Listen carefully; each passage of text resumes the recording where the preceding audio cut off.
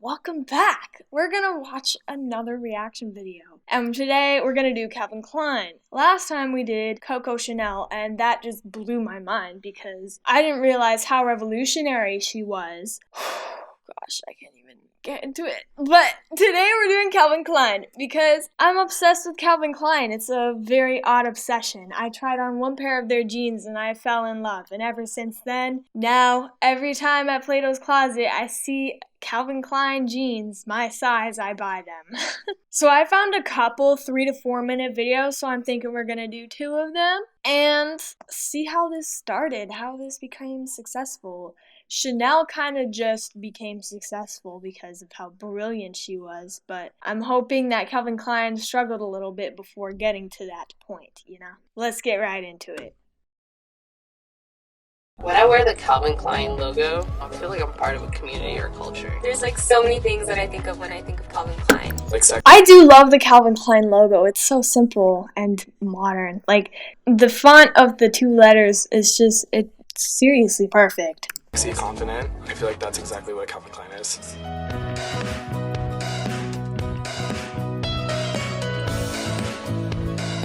Wait. Okay. We're gonna still try to watch this video, but I can't be copyrighted, so I'm just gonna read everything. Okay. Born on November 19th, 1942 in the Bronx, New York. That's how all the good businesses start. You gotta be born in New York. His father, originally from Hungary, owned a family grocery store in Harlem while his mother was a homemaker. Okay, the mother makes sense just because of the whole cultural thing. He was in the 50s, makes sense. And his family owned a grocery store. Imagine. Free job right there, like you're guaranteed a job.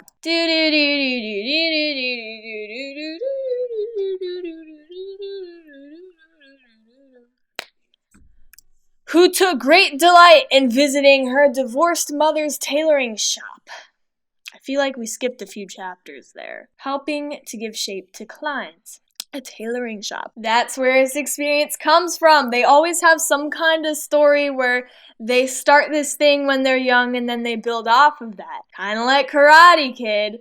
He learned from some master at a young age, or, you know, all the greatest designers, everyone, it's like they learn it at a young age and they just fell in love with it. That seems to be the way it always works.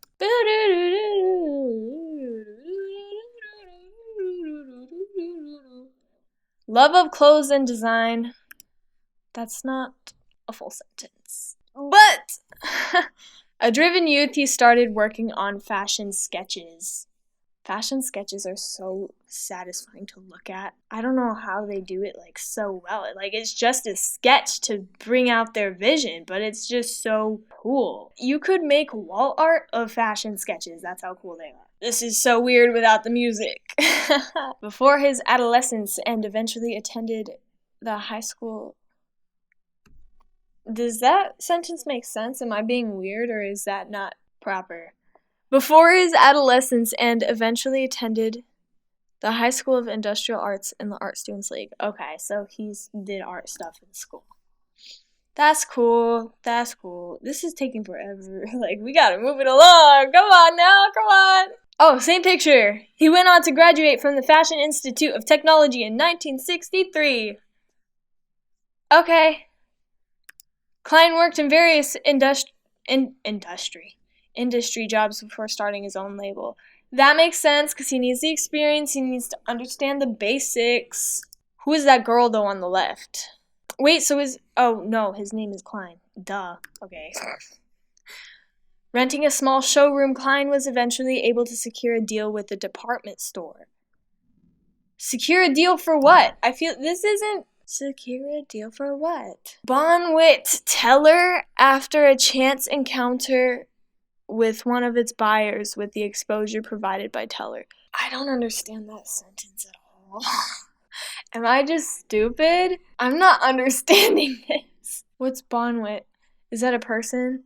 And consumer demand, Klein was able to secure millions in sales by the early 70s. Okay, so, like, his family or his mom had a tailoring business, And then he did art stuff in school. Then he went to college and graduated from that, and he worked in some industries before starting his own thing, and then he became successful in the early 70s. Okay, cool. That's what I got. Okay, Calvin Klein studied fashion in New York City and apprenticed for a suit manufacturer. I feel like we're going backwards now. Like, it told the story, and now it's just adding different things in the timeline. Oh my goodness. This is like a school project that you kind of just put together overnight and was like, that's good. Oh gosh. Okay. I get it though. In 1968, yeah, see, we're going backwards now. He and Barry Schwartz opened their own company with Schwartz running the business side of things. Okay, so he was like, you do the business, I'll do the styling.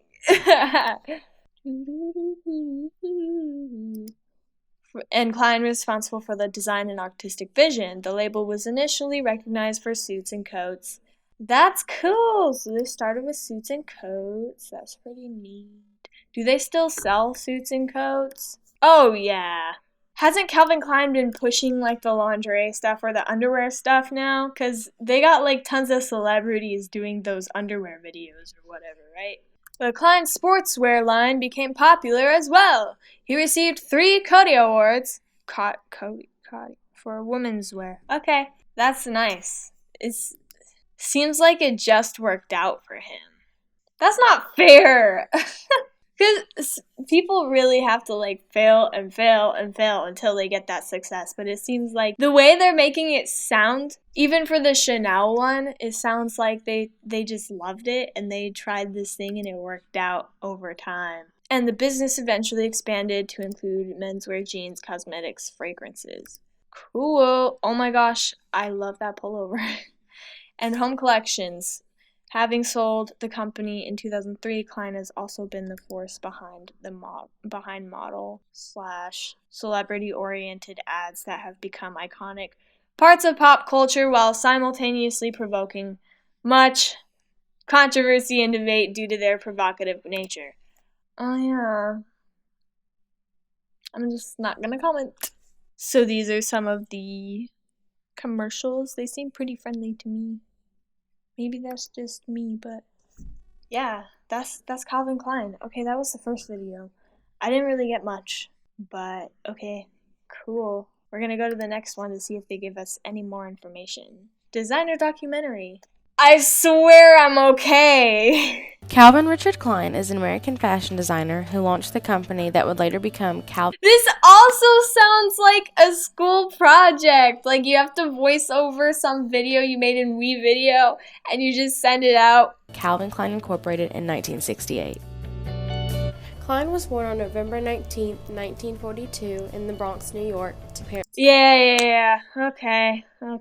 That's all the same thing. So those were only the couple of videos that I really found on Calvin Klein. What is Calvin Klein hiding? Okay, I found some more information. I found an article from Entrepreneur. Like, that's the article. That's pretty awesome. The author is unknown, but Entrepreneur states Klein was largely influenced by his mother, which we know. While other kids played stickball, Klein preferred to tag along with his mom while she shopped at discount clothing stores in New York. Cool. Okay, so he definitely had a huge passion for it. Okay, here's the struggle part, because I was missing that. It's like, we gotta connect something here. He was broke because he was working at his father's grocery store. He got nothing, and he just graduated from college. So he was like broke. And then he partnered with Barry Schwartz and then founded the company. And the company apparently just took off, which I guess it makes sense given he's like done apprenticeships and stuff and worked in other industries and was working with a guy who also knew what he was doing business-wise. So that's pretty cool, I guess. I'm gonna find one of these dudes who like have struggled big time and failed until they finally succeeded. We're gonna get there. If you like this video, please be sure to hit that like button, and I'll see y'all next time, hopefully with a guy who has struggled. Check it out. Bye.